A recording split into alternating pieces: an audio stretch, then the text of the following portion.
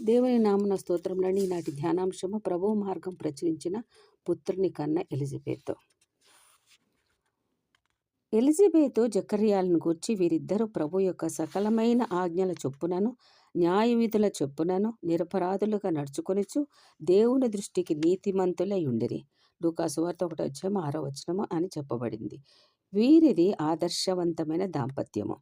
పైన చెప్పబడిన లేఖనము ద్వారా ఆమె సద్గుణాలలో ఒకటి దైవభక్తి, మరొకటి దేవుని యొక్క ఆజ్ఞను పాటించుట. దేవుడు చెప్పిన ఆజ్ఞలలో ఏదియూ తప్పిపోకుండా అనుసరించిన స్త్రీ. మూడవదిగా చూస్తే ఆమె న్యాయయుక్తముగా ప్రవర్తించేది. యాజకుని భార్యగా నీతి న్యాయములను అనుసరిస్తూ పాపరహిత జీవితము గడిపింది. ప్రభు దృష్టిలో యథార్థవంతురాలే ఆయన మెప్పు పొంది నిరపరాధిగా నడుచుకున్నది. నీతిమంతురాలుగా ఉండి దేవుని నుండియే కాక ప్రజలందరి మెప్పును పొందిన స్త్రీ భర్తకు తగిన భార్యగా అన్యోన్య అణుకువతో జీవిస్తూ సద్గుణశీలి అయిన అర్ధాంగిగా వాసికెక్కింది. ప్రార్థనా పరురాలుగా నిలిచింది.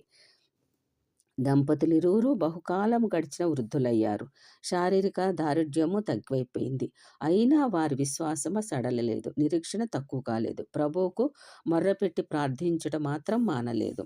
వారి నిరీక్షణ ఫలించినది. ఒకనాడు జకర్యా దేవాలయంలో ధూపం వేస్తూ యాజక ధర్మము నిర్వహిస్తున్నాడు. ధూప వేదిక చెంత గబ్రియేలు దూత ప్రత్యక్షం కాగా భయముతో వణికిపోయాడు. జకర్యా, భయపడవలదు, మీ ప్రార్థన వినబడింది. నీ భార్య అయిన ఎలిజబెత్ నీకు కుమారుని కనును, అతనికి యోహాను అని పేరు పెట్టుదు అని తెలియచెప్పాడు. ఆ కుమారుడు పరిశుద్ధాత్మ పూర్ణుడగునని, అనేకులను ప్రభు మార్గంలోనికి నడిపిస్తాడని, ప్రభు దృష్టికి గొప్పవాడవుతాడని, పుట్టినది మొదలు ఆ శిశువు ఏలియా యొక్క ఆత్మశక్తి గలవాడవుతాడని, తండ్రుల హృదయములను పిల్లల వైపుకును, పిల్లల హృదయములను తండ్రుల వైపుకు తిప్పగలుగుతాడని సెలవిచ్చెను. జకర్యా సందేహము వెలిబుచ్చగా దూత తనను తాను బయలుపరుచుకొని కుమారుడు పుట్టే వరకు అతడు మూగవాడుగా ఉంటాడని చెప్పి వెళ్ళాడు. ఇంటికి వచ్చిన పిదప జకర్యా దేవదూత దర్శనాన్ని గూర్చి విషయాలన్నీ సంజ్ఞతో పలక మీద వ్రాసి భార్యకు చెప్పి ఉంటాడు కదా.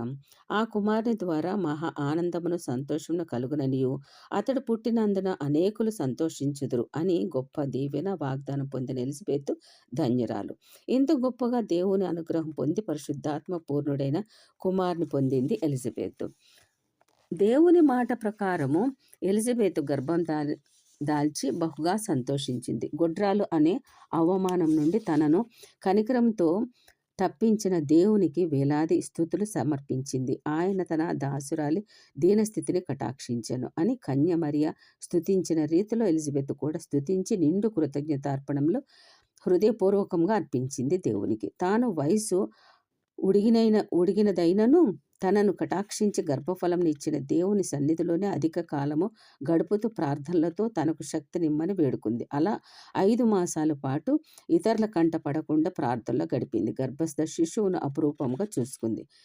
లోకరక్షకుడిని ఆగమనానికై పరిశుద్ధాత్మ శక్తితో గర్భం దాల్చిన మరియకు గబ్రియేలు దూత ఎలిజబెత్ గర్భము ధరించినదని, ఇది 6వ మాసమని తెలియచెప్పాడు. అప్పుడు ఆమె లేచి యూదయలో యుట్టు అను పేరు గల గ్రామంలో నివసిస్తున్న ఎలిజబెత్ యుద్ధకు వచ్చింది. వారు బంధువులు అని ముందే చెప్పుకున్నాం కదా. మరియా వచ్చి వృద్ధురాలైన ఎలిజబెత్కు వందనం చెప్పి నమస్కరించింది. ప్రభు తల్లి తనకు సమర్పించగానే ఎలిజబెత్ పరిశుద్ధాత్మతో నింపబడినదై మరియను దీవించింది. స్త్రీలలో నీవు ఆశీర్వదింపబడిన దానవు, నీ గర్భఫలము ఆశీర్వదించబడును. నా ప్రభు తల్లి నా యొద్దకు వచ్చుట నాకేలా ప్రాప్తించెను?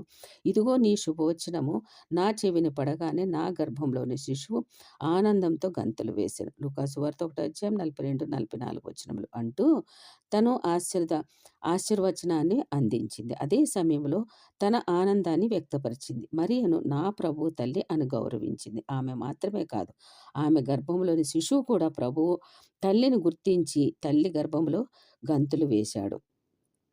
మరియ ఆమెతో 3 నెలలు నివసించి వృద్ధాప్యంలో ఉన్న ఆమెకు సహకారిగా ఉండి ఆదరణతో సపర్యలు చేసి తిరిగి వెళ్ళింది. ఎలిజబెత్ కూడా సామాన్యురాలు కాదు.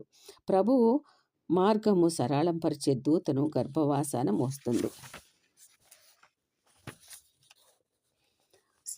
ఆమెకు నెలలు నిండి ప్రసవ కాలం సమీపించగా ఆమె కుమారుని కన్నది. బంధుమిత్రులు, ఇరుగు పొరుగు వారు ఆమెతో పాటు అధికంగా సంతోషించారు. సున్నతి చేసిన దినాన దూత చెప్పిన విధముగా ఆమె యోహాను అను పేరు ఆ కుమారునికి పెట్టుమని కోరింది. వారు ఆ పేరు నీ బంధుమిత్రులలో ఎవరికీ లేదు కదా అన్నారు.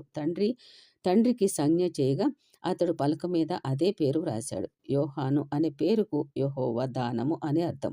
నిజముగా ఆమెకు అతడు దేవుడిచ్చిన దానమే. వెనువెంటనే జకరియా నాలుక సడలి నోరు తెరవబడి పరిశుద్ధాత్మ అతనిని ఆవేశించగా ప్రవచించాడు. జకరియా ప్రవచిస్తూ బహుగా దేవుని స్తుతించాడు. పిమ్మట తన కుమారుని గూర్చి, ఓ శిశువా, నీవు సర్వోన్నతిని ప్రవక్త అనబడదు. ఆయన మార్గములను సిద్ధపరచుటకి నీవు ప్రభువునకు ముందుగా నడుతువు అని లూకాసు వార్త 1:76 ప్రవచించాడు. అవును, యెషయా గ్రంథంలో కూడా 40:3-4 చెప్పబడినట్లు అతడు బలము పొంది అరణ్యంలో నివసించుచు ప్రభు మార్గమును గూర్చి ప్రకటిస్తూ సర్వోన్నతినికి ప్రవక్త స్థిరపడ్డాడు. గబ్రియేలు చెప్పిన విధముగా అతడు నాజీరు వ్రతధారిగా మద్యము ద్రాక్షరసములో పానము చేయకుండా ఎలిజబెతు తన కుమారుని పెంచింది. ప్రభు సేవకు ఆయత్తపరిచింది. అపవిత్రమైనది ఏదియూ అతన్ని తిననీయలేదు. యోహాను యోర్దాను తీర ప్రాంతంలో దేవుని రాజ్య సువార్తను ప్రకటిస్తూ మారు మనసు పాపక్షమాపణలను గూర్చి ప్రజలకు బోధించాడు. యోర్దానులో అనేక మందికి బాప్తిస్మములు ఇస్తూ బాప్తిస్మమిచ్చి యోహానుగా అభివర్ణించబడ్డాడు. చివరకు యేసుకు కూడా బాప్తిస్మమిచ్చాడు. యేసుకు బాప్తిస్మం ఇచ్చుటకు వెనుకాడక ఆయనే ఇప్పటికీ ఇది కానిమ్మని పలికి యోహాను చేతనే ప్రభువు బాప్తిసం పొందాడు. గొప్ప ధైర్యశాలి యోహాను చెడు తీవ్రతను ఖండించాడు. సర్పసంతానమని సంబోధించి రాబో ఉగ్రతను వివరించాడు. ఈ విధముగా ప్రభు దూతగా సర్వోన్నతిని ప్రవక్తగా అరణ్యములో దైవ వార్త ప్రకటించుచు ఆయన మార్గం సరళపరిచాడు. దేవుని కొరకు ప్రజలను ఆయత్తపరిచాడు. యేసు తన వైపు వచ్చుట చూచిన యోహాను, ఇదిగో లోక పాపము మోసుకొని పోవు దేవుని గొర్రెపిల్ల అని చెప్పి యేసు దైవత్వాన్ని లోకానికి వెల్లడి చేసిన దూత.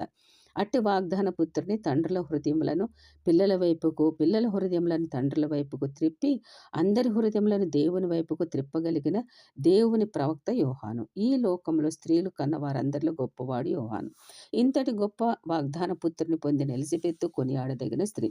మహిళలమైన మనమందరము ఆమెకు గల దైవభక్తిని, నీతి న్యాయవర్తనను, యథార్థతను, సద్గుణశీలతను, ప్రార్థన పర్యత్వాన్ని అలవర్చుకోవడానికి ప్రయత్నించుదాము. ఆమె తన కుమార్ని దైవ వాగ్దానం ప్రకారం పొంది ఆ కుమార్ని ప్రభు సేవకు సమర్పించిన విధానాన్ని కొనియాడాలి.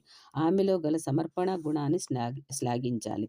ఇన్ని మంచి లక్షణములు గల ఎలిజబెత్ ప్రభు మార్గము సరళపరిచిన దూత అయిన వరపుత్రుడగు యోహానుకు జన్మనిచ్చి ప్రభు సేవలో పునీతురాలైన మహిళ మణిగా విలసిల్లింది. ఆమెలో గల అట్టి సద్గుణాలను మనము అలవర్చుకొని ప్రభు కొరకు నేనేమి చేయగలనా అని ప్రశ్నించుకొని ఆయన సేవలో ముందుకు సాగుదాము. దేవుని ఆజ్ఞ ప్రకారంగా పాటించుదాం. బిడ్డలను ప్రభు కొరకు పెంచుదాం. మన రక్షకుడును అద్వితీయుడు సర్వోన్నతుడగు దేవుడు మన అందరినీ తన కృపలో భద్రపరిచి సంరక్షించునుగాక. ఆమేన్.